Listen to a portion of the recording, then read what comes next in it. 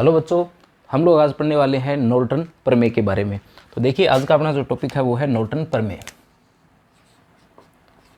Norton प्रमेय, Norton प्रमेय, ठीक है।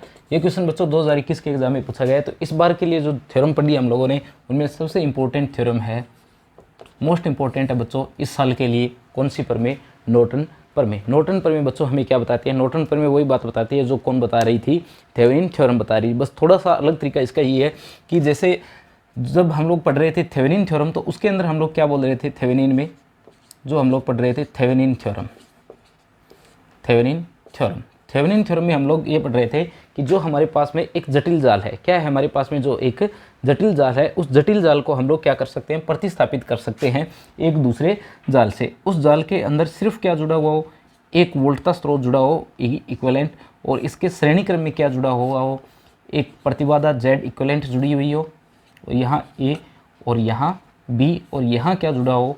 लोड प्रतिरोध जेड एल जुड़ा हुआ हो। तो इस जाल से हम लोग क्या कर सकते हैं? प्रतिस्थापित कर सकते हैं। किसके अंदर? थेवेनिन थ्योरम के अंदर। पर जो नॉर्टन प्रमेय है, कौन सी प्रमेय है? जो नॉर्टन प्रमेय, वो थेवेनिन प्रमेय का ही क्या एक दूसरा रूप है। थेवेनिन थ्योरम तो हमें क्या बोल रही है कि आप लोग एक वोल्टता स्रोत से प्रतिस्थापित कर रहे हो, पर जो नॉर्टन थ्योरम है वो बोलती है कि जो आपके पास में एक जटिल जाल है, यानी कथन जो है उसका नॉर्टन प्रमेय का, वो क्या बोलता है कि हमारे पास में जो एक जटिल जाल है, द्विटर्मिनल जटिल जाल है, रेखीय जाल है, उसे हम लोग क्या कर सकते हैं? एक अन्य जाल से प्रतिस्थापित कर सकते हैं जिसके अंदर सिर्फ क्या जुड़ा हो? एक धारा स्रोत जुड़ा हुआ हो। यानी बहुत सारे धारा स्रोत है, उनकी बजाय सिर्फ क्या जुड़ा हुआ हो? एक धारा स्रोत जुड़ा हुआ हो।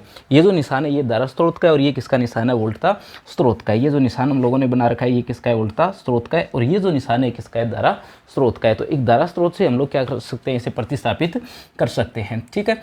और जो चीज़ हम लोग यहाँ पर श्रेणी क्रम में जोड़ रहे थे, वो कौन से क्रम में जोड़नी है आपको?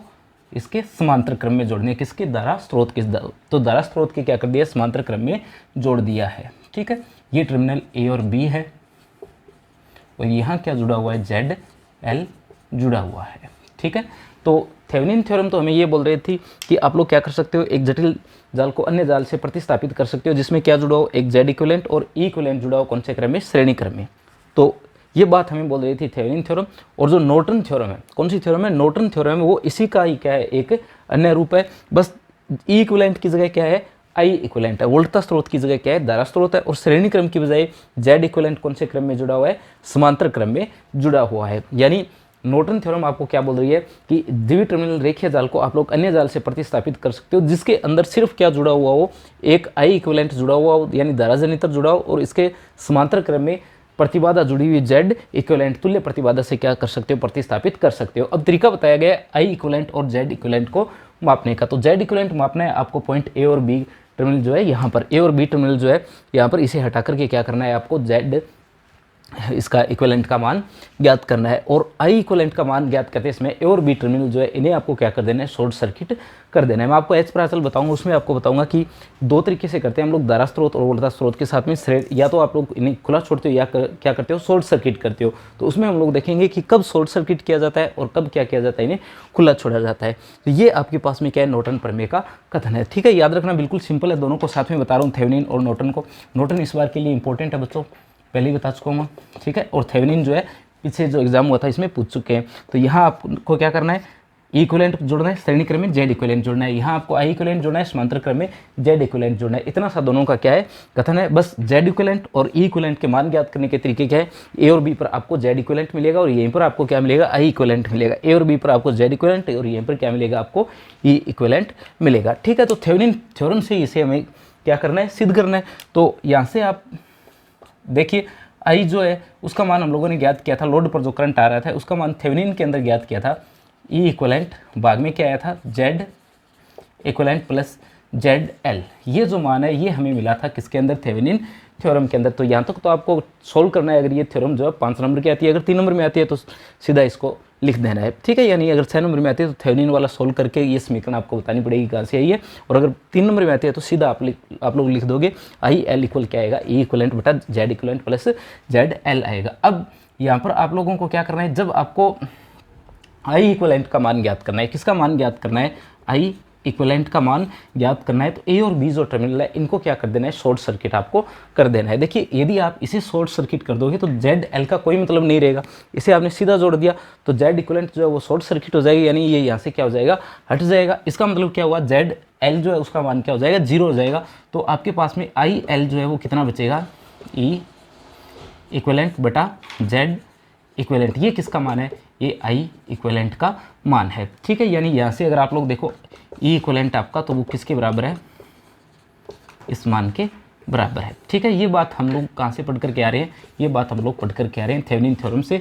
और ये जो है वो नॉर्टन थ्योरम के कथन के बाद में लिखा गया है कि आई इक्विवेलेंट का मान ज्ञात करते हैं, इसमें आपको ए और बी टर्मिनल है इनको क्या कर देना है, शॉर्ट सर्किट कर देना है, ठीक है। अब बारी आती है आगे इसकी कि आई इक्विवेलेंट का मान जो है वो हम लोग कैसे ज्ञात करेंगे। तो आई इक्विवेलेंट का अगर आप लोगों को मान ज्ञात करना है तो यहाँ देखिए, यहाँ पर जो करंट आएगी वो कितनी आएगी, आई इक्विवेलेंट आएगी। इस पॉइंट पर करंट कितनी आएगी, आई इक्विवेलेंट आएगी। कितनी करंट आएगी, आई इक्विवेलेंट आएगी। और ये जो जाल आपका है इसमें करंट जा रहा है, आई एल की बजाय क्या आएगा, आई एल डैश आएगा। आई एल तो इसमें आ रहा है, ठीक है, लोड की ओर आ रहा है, पर यहाँ पर क्या आएगा, आई एल डैश आएगा, ठीक है। तो आई एल डैश से हम लोगों ने इसे लिख दिया, यानी आई एल डैश जो है अगर आई एल के बराबर आ जाएगा तो जो बात थेवेनिन थ्योरम बता रही है वो नॉर्टन बता देगी, थेवेनिन सिद्ध कर चुके हैं। तो यानी आपको आई एल डैश को आई एल के बराबर सिद्ध कर देना है तो नॉर्टन प्रमेय जो अपनी सिद्ध हो जाएगी।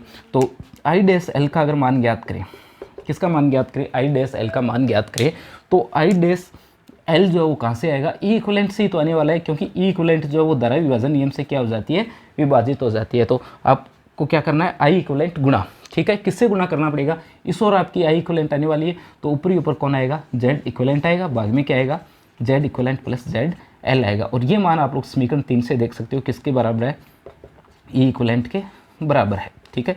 ये Z equivalent plus Z L, ये समीकरण आ जाती है आपके पास में समीकरण नंबर 4। आप लोग देख सकते हो समीकरण 1 और 4 जो है वो क्या है, एक दूसरे के बराबर है, यानी समीकरण 1 और 4 एक दूसरे के क्या आ गई, बराबर आ गई। और 1 और 4 एक दूसरे के अगर बराबर है तो इसका मतलब नॉर्टन थ्योरम जो है वो क्या है, बिल्कुल सही है, ठीक है। इस प्रकार सिद्ध हो जाती है कौन सी थ्योरम, नॉर्टन थ्योरम। तो ये जो समीकरण लिखी गई है इससे आप लोग तुल्य परिपथ बनाते हो, किसका, इससे तुल्य परिपथ बनाते हो आप लोग थेवेनिन थ्योरम का। अगर आपको बनाना हो नॉर्टन थ्योरम का तुल्य परिपथ तो आप लोग यहाँ से बना सकते हो, जैसे ये मान लिखा गया है, ठीक है। इस मान को क्या करना है आपको, जेड इक्विवेलेंट और जेड एल से क्या कर देना है, भाग कर देना है, इससे क्या कर देना है, भाग कर देना है। अगर भाग करते हो तो देखिए क्या आएगा, ये आएगा आई डैश एल, यहाँ पर भाग किया, इससे भाग दोगे तो जेड एल से जेड एल कटेगा और आई इक्विवेलेंट 1/जेड एल बचेगा, ठीक है। इस तरफ भाग दोगे तो ये कटेगा और कितना बचेगा, 1/जेड एल बचेगा, 1/जेड एल बचेगा, प्लस यहाँ पर भाग दोगे इसका तो जेड एल से जेड एल कटेगा, 1/जेड इक्विवेलेंट बचेगा। 1/जेड जो है वो किसके बराबर होता है, प्रवेश्यता के बराबर होता है। तो यानी ये किसके बराबर है, आई इक्विवेलेंट वाई एल, और ये y l plus y equivalent, ठीक है। ये जो समीकरण है वो किसको व्यक्त करती है, नॉर्टन प्रमेय के तुल्य परिपथ को व्यक्त करती है, और ये समीकरण थेवेनिन थ्योरम के तुल्य परिपथ को व्यक्त करती है, ठीक है। प्रवेश्यता आप लोग जानते हो, प्रतिबाधा का व्युत्क्रम क्या कहलाता है, प्रवेश्यता कहलाता है। धन्यवाद बच्चों।